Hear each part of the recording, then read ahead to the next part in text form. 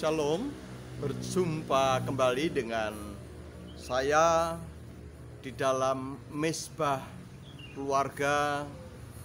Pada kesempatan ini kita bicara banyak tentang Ayub. Bagaimana Ayub orang yang saleh, orang yang takut akan Tuhan, orang yang menjauhi kejahatan. Diizinkan Tuhan, dia harus mengalami sebuah ujian yang berat. Anak-anaknya mati, kekayaannya habis. Bahkan kemarin kita belajar melihat bagaimana Ayub yang dia harus mengalami penyakit barah di dalam tubuhnya. Ada 3 sahabat yang mendekat, yang datang kepada Ayub ketika Ayub mengalami penderitaan saat itu. Ketiga sahabatnya itu adalah Elifaz, Bildad, Sofar. Itu yang akan kita bahas pada kesempatan ini. Jadi Bapak Ibu Saudara yang saya kasihi, ketika Ayub merasakan tekanan yang begitu berat akibat dari penderitaan yang ia alami, maka ia memohon dan berucap kepada Allah agar ia tidak menderita lagi. Bahkan kalau bisa, biarlah ia lebih baik mati.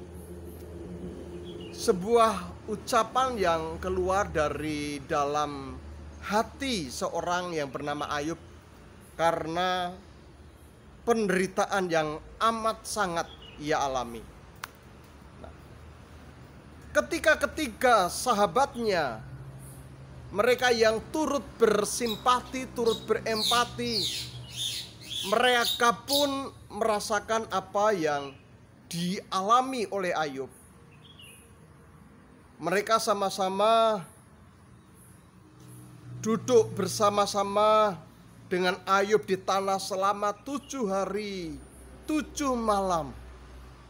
Seorang pun tidak mengucapkan sepatah kata kepadanya karena mereka melihat bahwa sangat berat penderitaannya. Setelah itu kemudian Ayub berucap.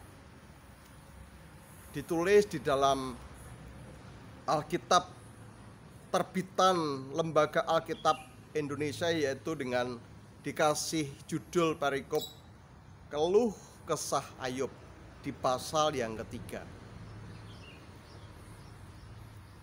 Bapak Ibu Saudara yang dikasihi oleh Tuhan Yesus Kristus, ketika Ayub menyampaikan akan permohonannya kepada Allah, pergumulannya kepada Allah, maka ketika sahabat Ayub yang pertama, yaitu Elifaz, dia bangkit berdiri, mungkin dia mendekat kepada Ayub.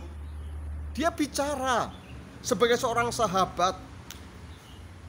Nah, pembicaraannya ini adalah ia sebenarnya mengejek bahwa kesetiaan kepada Allah itu tidak penting. Faktanya Ayub, lihat kondisimu seperti itu. Kamu menderita. Ya, sudah 7 hari aku menemani kamu. Kondisi kamu juga seperti itu. Tidak ada perubahan sama sekali. Untuk apa engkau setia? Elifaz juga, dia berkata kepada Ayub, Ayub, kamu mengalami hal seperti ini, ya, itu karena akibat kamu ini orang yang sombong, orang yang jahat, orang yang serakah. Tidak mungkin, ya, Tuhan menghukum seseorang yang benar. Kalau kamu mengalami seperti ini, karena kamu sombong, karena kamu jahat, karena kamu serakah. Itu perkataan dari Elifaz. Elifaz selesai, Bildad yang berdiri. Bildad, dia berkata kepada Ayub, Ayub, putra-putramu 7 orang laki-laki dan 3 orang perempuan mati semua. Itu karena dosa-dosa mereka. Ya. Semua itu karena mereka berdosa. Jadi mengapa engkau selalu meratap? Itu karena dosa mereka. Untuk apa engkau tetap setia kepada Allah? Tidak ada artinya Ayub engkau setia kepada Allah. Toh Allah pun juga membiarkan kamu seperti ini. Bildad menyingkir, Sofar yang ganti berdiri. Dia menyampaikan kepada Ayub, Ayub, tidak mungkin ya, Tuhan itu menghukum orang yang baik. Yang dihukum itu adalah orang yang jahat. Apa yang kamu alami itu adalah hukuman dari Tuhan. Karena kamu jahat. Ya.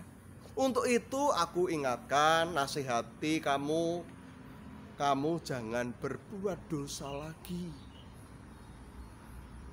Bapak, Ibu, Saudara dikasih Tuhan, ketika teman dari Ayub ini mereka adalah orang-orang yang berakal budi dari daerah mereka masing-masing. Akal budi, hikmat dunia.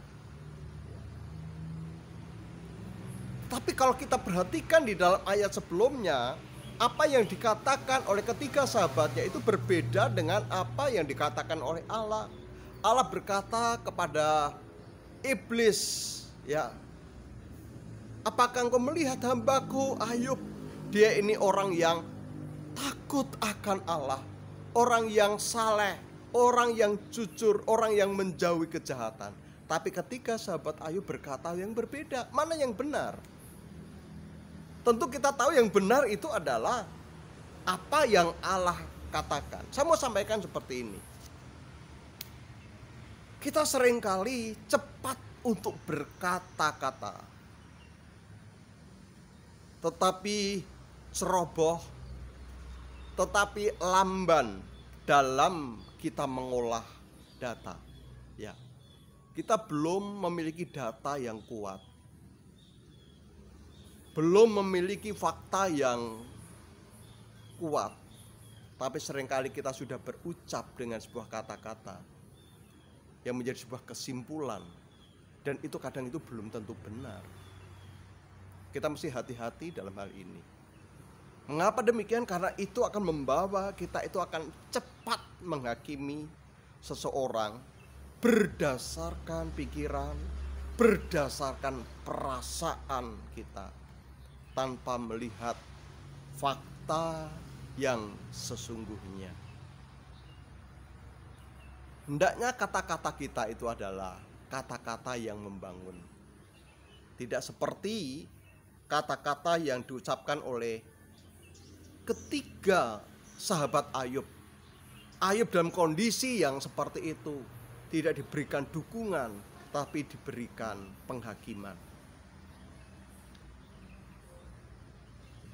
Bapak, Ibu, Saudara dikasih Tuhan, makanya di dalam Ayub pasal yang ke-42 ayat yang ke-7, di situ dikatakan setelah Tuhan mengucapkan firman itu kepada Ayub, maka firman Tuhan kepada Elifas orang Teman, ini adalah sahabat dari Ayub yang pertama tadi yang bicara, tidak ada artinya kesetiaan.